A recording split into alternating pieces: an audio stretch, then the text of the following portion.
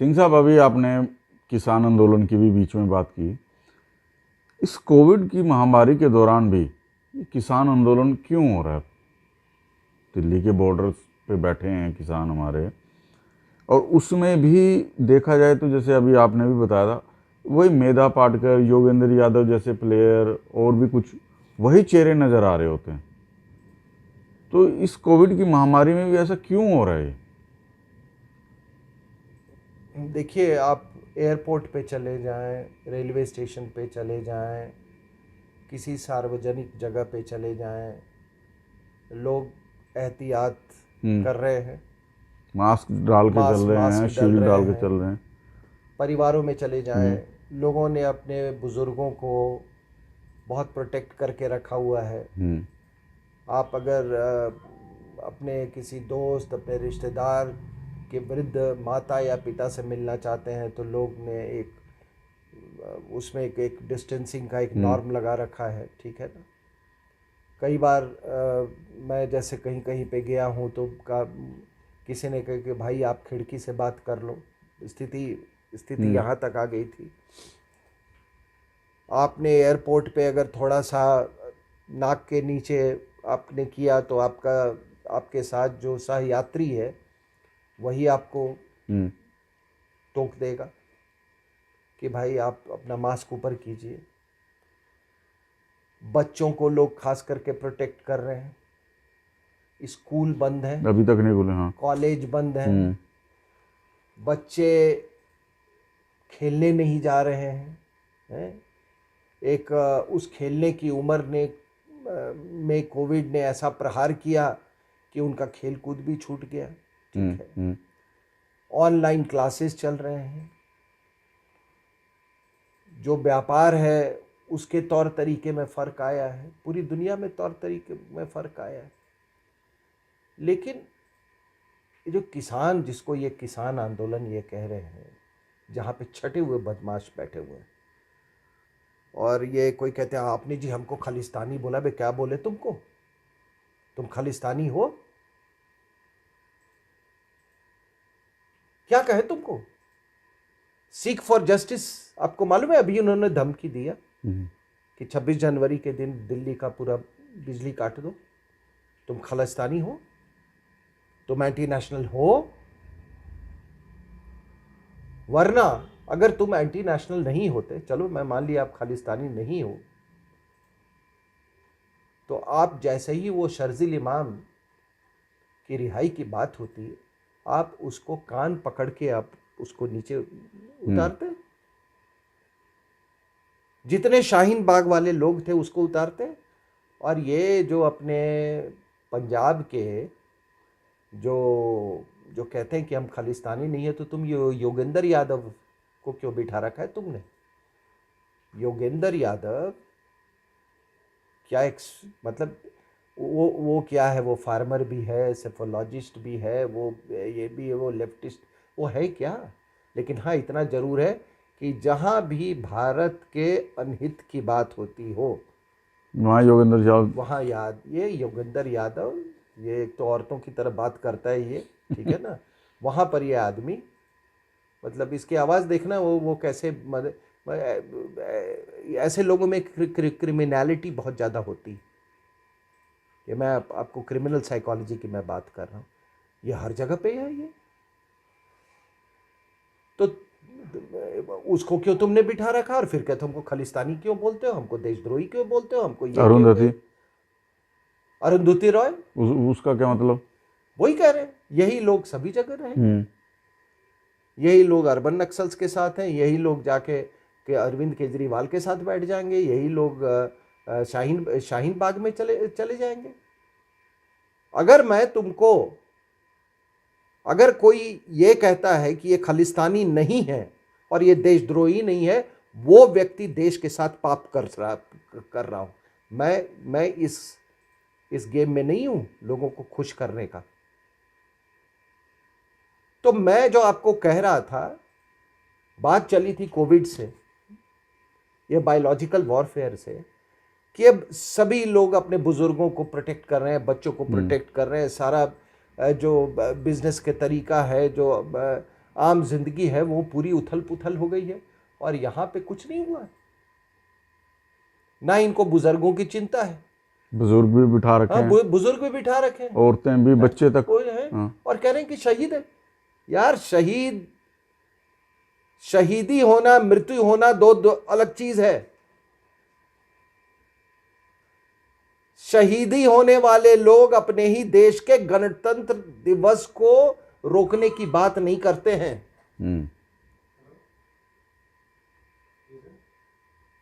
अब पता नहीं हमारे सनातन धर्म में स्वर्ग नरक का नारा यह है, लेकिन जो ये शाहीन बाग वाले जो बैठाए हुए हैं वो तो कहते हैं ना, वो तो 72 हुरों और उसकी बात करते हैं ना। अब पता नहीं वो अल्लाह भी वो डिसाइड करेगा कि ये शहीद है या ये 10 देशद्रोही हैं। जो शहीद होंगे तो उनको 72 मिलेंगे उनके अनुसार, जिनको ये शाहीन बाग वाले, जो नहीं है उनका उनसे पूछे जाके जो शाहीन बाग वालों से कि उनका क्या होगा। लेकिन ये इतना शहीदी उसमें शहीद वो होगा कि जिस दिन ये ट्रैक्टर निकाले और जो लोग इनको दिल्ली के बॉर्डर पर ही घुस के, और यही होना चाहिए, यही होगा, दिल्ली के बॉर्डर पे घुस के जो इनको रोके इन एंटी नेशनल्स को, वो शहीद, उसको शहीद का दर्जा होना चाहिए, क्योंकि उसने देश की मर्यादा, गणतंत्र दिवस की मर्यादा के लिए अपनी जान कुर्बान कर दी। शहीद वो होगा, शहीद वो नहीं होगा जो कि वो कह रहा है जो टुकड़े टुकड़े गैंग के साथ। आप पूरे टुकड़े टुकड़े गैंग वहां पर हाजिर है, और आप करें हम कि हमको खालिस्तानी मत बोलो। और दूसरा, कितने लोग अभी फार्मर एजिटेशन, आप चले जाओ गुजरात में, लोग कॉटन उगाते हैं, मूंगफली की खेती करते हैं, महाराष्ट्र में प्याज की बहुत बहुत बड़ी खेती होती है, कहीं पे शुगर केन का ये होता है। मैं खुद एक फार्मर हूं, और मैं हमेशा कहता हूं कि मैं अच्छी खासी मात्रा में मैं सरकारी खजाने में और देश के खजाने में मैं दान देता हूं। अभी मैंने 100 क्विंटल भेजे हैं, सरकार ने सारा एक्सेप्ट कर लिया। ये क्या बात ये लोग कर रहे हैं? ये जो ये पिज्जा जो खा रहे हैं, ये पिज्जा पे तो कुछ वो ऊपर से वो सब्जी उब्जी लगाते हैं ना, वो सब्जी कौन उगा रहा है? उसको नहीं चाहिए एमएसपी, उसको नहीं चाहिए एमएसपी। आदतें देखो, पिज्जा, फुट मसाजर, ये सब विदेशी आते हैं भाई, क्योंकि वो विदेशी महिला के इशारे पे ये सब हो रहा है।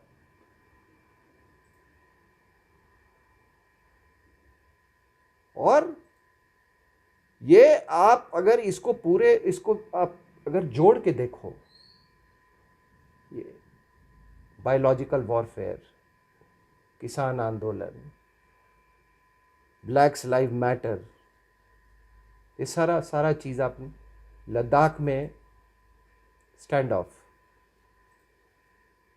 सोनिया गांधी का 2008 में एमओयू, उसके बेटे का दोकलम क्राइसिस जाना, 2017 में। हाँ, ठीक है।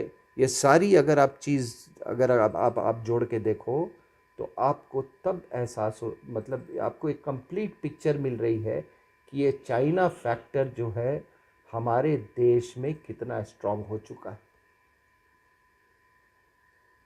ये कितना स्ट्रांग हो चुका है।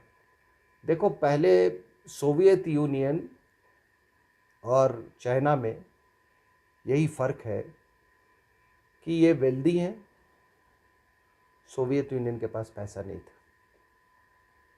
ये वेल्दी हैं तो ये जितने ये आपके ये लेफ्ट वाले जो जर्नलिस्ट जो थे, हिस्टोरियन जर्नलिस्ट, अब उनको कौन सस्टेन कर रहा है? कोई टिंट मिंट, मैं हमेशा कहता हूँ ये लोग जो चला रहे हैं, कहाँ से इनको पैसे आ रहे? ये तो ये पूरी लॉबी जो है, तो ये अगर ये कह रहे हैं कि हमको खालिस्तानी मत, और क्या बोले तुमको, क्या बोले? फंडिंग तो हो ही रही है ना कहीं से, है? जो टेंटों लोग में। यार, हमारे जैसे लोग, आपके जैसे लोग, हम छोटी से इंडिया क्रिकेट मैच जीत गया, वो ऐसा लगता है कि मानो कि कितना बड़ा है ये, एक नेशनलिस्ट एक अचीवमेंट है। ये कोविड वैक्सीन पूरे दुनिया में उसका डिमांड है, कितनी बड़ी अचीवमेंट। और ये लोग, हर आप टेलीविजन खोलो, इनके बाइट सुनो, इनके स्टेटमेंट सुनो, आपको केवल गंदगी गंदगी, ओनली बिटरनेस, नेगेटिविटी। और मैं हमेशा कहता हूं कि ये जो कुछ घूम रहे हैं यहाँ पे, जो हिंदुस्तान का नहीं होगा वो अपने गुरुओं का भी नहीं हो सकता। और ये तमाम जो ये देश है ना आज, जो ये कनाडा और वगैरह, उनको भी एहसास होना चाहिए कि ये अगर हिंदुस्तान के नहीं हुए तो ये तुम्हारे भी नहीं हो सकते कभी। इस चीज़ पे। और ये मुझे कभी कभी अपने सरकार पर भी गुस्सा आता है। और वो गुस्सा इसलिए कि एक आम आदमी, एक देश प्रेमी, एक ईमानदार सिटीजन, आप उसको इतनी एंजाइटी में क्यों रख रहे हैं भाई? वो भी घबराया हुआ है कि पता नहीं ये क्या होगा, 26 जनवरी को क्या होगा। सब कुछ आपने इनको कर दिया, आपने इतना लंबा रोप दे दिया कि चलो ये पूरे ये है, हम सस्पेंड कर देंगे। वो जो नया कानून है, हम इसको सस्पेंड कर देंगे। फिर भी नहीं जी, हम तो इसको रिपील ही करवा के जाएंगे यहाँ से। तो एक आम आदमी आपसे एक्शन ढूंढ रहा है। आपको इतनी बड़ी मात्रा में सीटें इसलिए दी हैं कि आपका डिसीजन भी टफ होना चाहिए, आपका निर्णय भी टफ होना चाहिए। इसका मतलब कि अगर कोalition की सरकार होती तब तो अभी तक तो ये वहां लाल किले पे बैठे होते ही। आप यही कहना चाहते हो ना? शाहीन बाग में भी यही हुआ था। अपनी इतनी एंग्जाइटी से लोग मान लो सरकारी तंत्र को तो मालूम होगा कि क्या होगा, क्या करना है, लेकिन मैं इतना भी एट्रीब्यूट नहीं करता हूं। आपने निर्णय नहीं लिया तो वो यहां पे दंगे हुए कि नहीं हुए? शाहीन बाग के दंगे हुए। हम तो यही कह रहे थे कि नहीं, सरकार के दिमाग में जरूर कोई योजना है जो हमसे शेयर नहीं करना चाहती है, उनकी अपनी मजबूरियां। लेकिन कभी कभी तो मुझे लगता है कि इनकी कोई योजना ही नहीं है। एक आम आदमी, एक एक एक एक सच्चा नागरिक अपनी सरकार को हारते हुए, इस तरह से मजबूर होते हुए नहीं देखना चाहता। आपसे हम वही निर्णय की अपेक्षा करते हैं जो हमने बालाकोट और सर्जिकल स्ट्राइक के समय में देखा। और इतिहास क्या किसको जज करेगा वो देखा जाएगा। इतिहास क्या करेगा, इफ्स एंड बट्स तो लगते ही है इतिहास पर। लेकिन आज सबसे बड़ा सवाल यही है कि आपने इतना कोविड कोविड कोविड कोविड, आप भाषण दे रहे हैं, इधर दे रहे हैं, पूरा सेमिनार हो रहा है, सब मास्क पहने हुए हैं, और यहां पे इतनी बड़ी संख्या में लोग बैठे हुए हैं, कोई कोविड नहीं, कोई बुजुर्ग की चिंता नहीं, कोई बच्चों की चिंता नहीं, कोई ये नहीं। और अगर इनके पास कोई कोविड का इलाज हो, कोई ऐसा इनके पास कोई तरीका हो कि इनके प्रेजेंस से ही कोविड जो है वो रिपेल हो जाता है, तो ये वो भी पूछ लो उनसे। सरकार को पूछ रहे थे, सही बात। सरकार पूछ ले।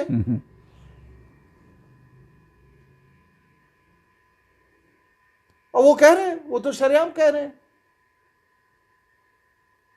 तो आप भाई, हम तो दिल्ली में रहने वाले, अगर इस तरह से हम हर दिन कोई, वी आर अंडर सीज। आज का ये खबर है साहब कि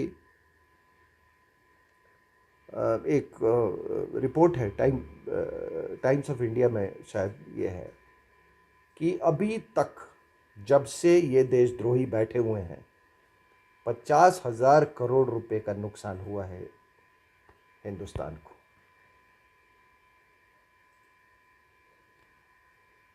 50,000 करोड़ का। अब बताइए किसका पैसा है? हम आपका और मेरा टैक्स पेयर्स का मनी है। ये तो इसीलिए करवा रहे हैं ना कि भारत का किस तरह से नुकसान हो। और क्या योगेंद्र यादव का सोनिया गांधी से कभी वो नहीं था?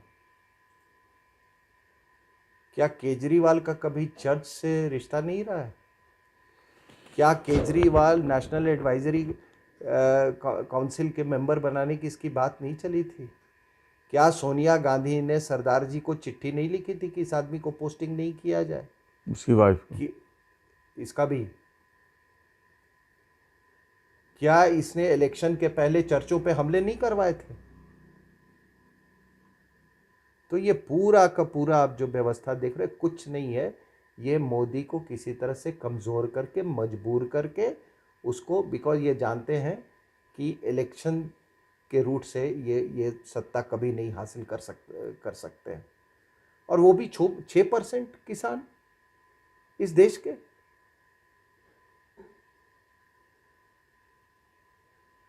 तो ये देखिए, ये सरकार को इस तरह से, the government has no business to put it citizens in so much anxiety, specially जो लोग यहां दिल्ली में रह रहे हैं। क्योंकि देश में आज इतनी बड़ी बड़ी अचीवमेंट हो रही, मैंने बताया क्रिकेट में देखो, इसमें ये अभी ट्रेन्स का one of the biggest achievements, double deckers train चल रहे हैं, फ्रेट कॉरिडोर बना है। आप जाके वो सफाई देख लो आप रेलवे स्टेशन की, आप ट्रेन्स की पंक्चुअलिटी में जो इम्प्रूवमेंट हुआ है वो देखो आप। ओवरऑल सब कुछ अच्छा हो रहा है देश में, और आपको वही चीज़ आपको दर्द दे रहा है। और फिर कहते हो कि हमको एंटी नेशनल्स बोल रहे हो जी। और क्या ये एंटी नेशनल्स नहीं है तो क्या हुआ? जिस शाहबेग सिंह ने 71 की लड़ाई में, जिनको इतनी तारीफ उनका हुआ और उनको अवार्ड मिले, उसी शाहबेग सिंह को हिंदुस्तान की फौज ने खुद मारा। और मारना भी चाहिए था, क्योंकि उसने हरमंदिर साहब को उसने नापाक कर दिया। जिस आदमी ने मोर्चा बनाया गोल्डन टेम्पल के अंदर में, अरे कायर तो अंदर बैठ के लड़ते हैं, तुम तो 1.25 लाख के बराबर हो, बाहर जाके लड़ना चाहिए था। तुमने तो वह पूरे गोल्डन टेम्पल में वो तुमने मोर्चा बनाया और वो बंकर होल्स बनाए, उसमें अपमान किया तुमने, और आज उसी का फोटो लेके आप घूम रहे हो।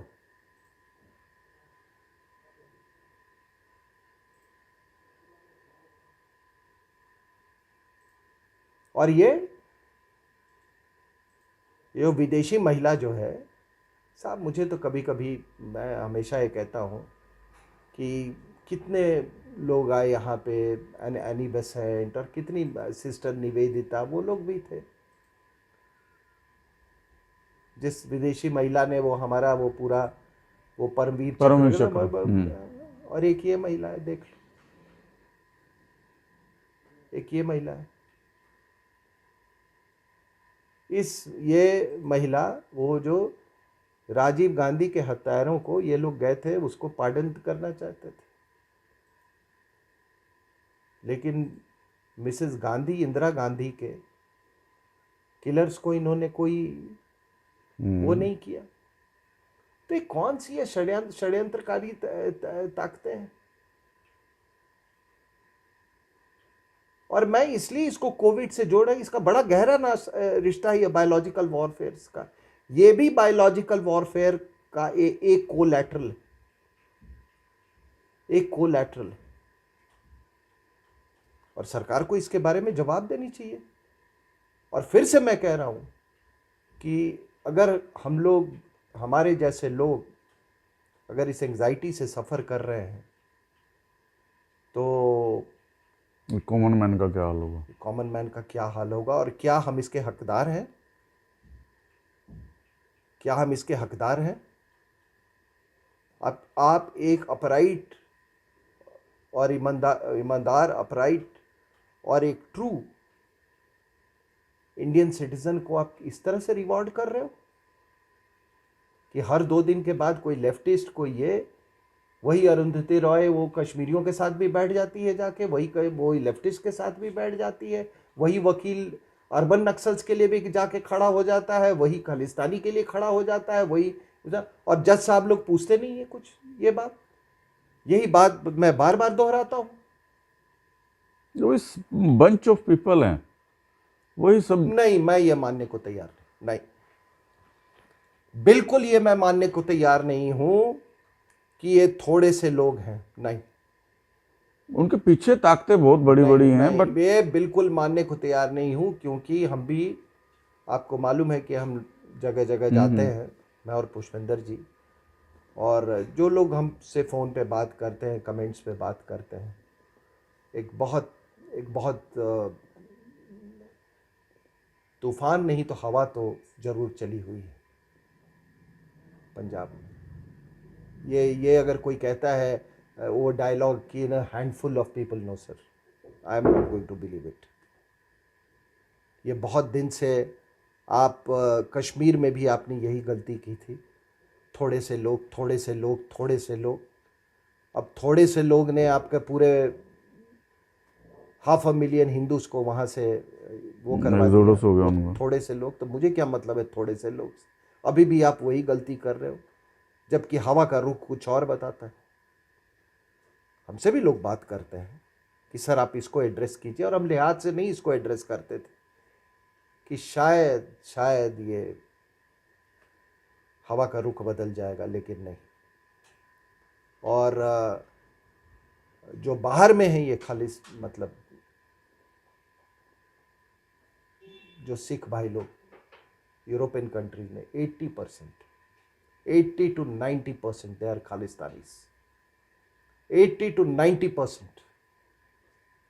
ये मैं ये नहीं बिलीव करता कि ये थोड़े से लोग, ये जब आप कोई कार्रवाई नहीं करना चाहते हो ना, या आप स्केप रूट ढूंढते हो, तब आप ऐसी बातें करते हो कि ये थोड़े से ही लोग।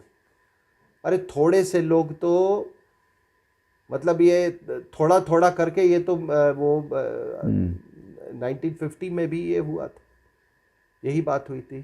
तो थोड़े से लोग कभी ख़त्म नहीं हो रहे, थोड़े से लोग।